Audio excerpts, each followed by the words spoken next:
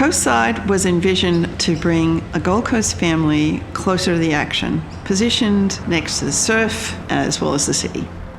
We were able to create a relaxed family lifestyle with all of the essentials of life. Most houses are designed with the living spaces on the ground floor and then bedrooms above it.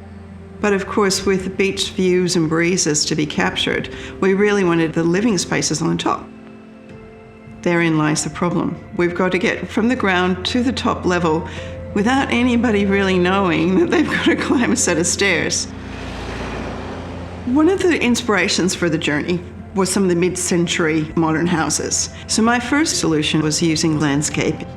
We start in the garden, make our way through an informal pathway. Already we've brought people up to the first floor and they don't really know.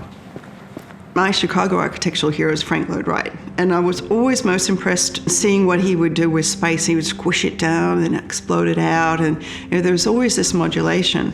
We had such tight spaces to work with. So for a short period of time, we can close people in and make the journey feel intimate and single file.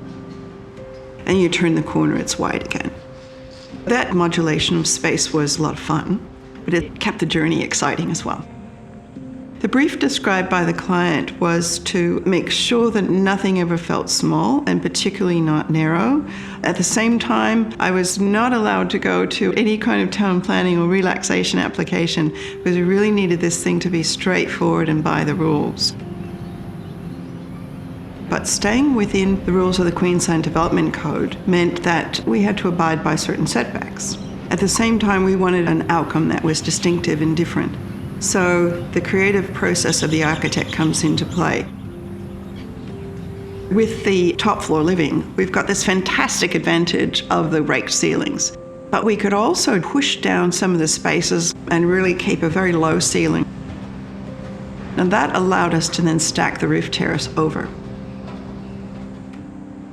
If it weren't for the use of that depressed middle ceiling, you wouldn't have the definition between the rooms, the formal living and the informal family dining terrace.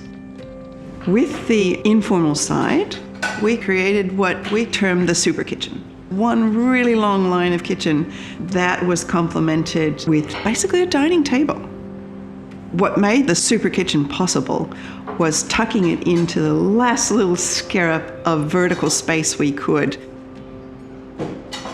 Being presented with a narrow lot and a client who doesn't like narrow spaces, we decided to introduce this 10-degree angle.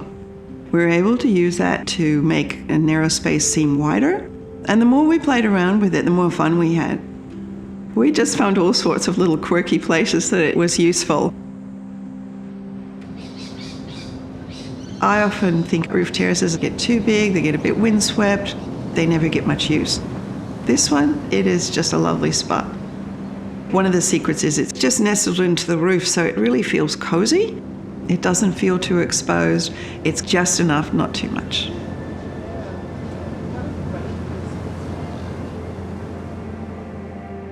That middle level of the bedrooms is just so functional. They're right in the center of the action, but they're all quiet and reserved. The master on one end, a study in the middle, and then the two girls' bedrooms on the other. All the necessities of life are right on the same level without having to go up or down. It was important to create that separate guest suite downstairs, and then that could function as a little bit like a pool house, opening onto a beautiful garden and a tiny little swimming pool. I'm often told that I seem to be an architect with purpose. In this case, the purpose was to inventively create something quite ingenious, but out of fairly normal materials and domestic construction techniques. In order to do that, I really drew upon the expertise of the client and also his builder. We collaborated to basically create something exceptional out of the average. Just the normal stuff that a house is made of, but we just used design to make it fantastic.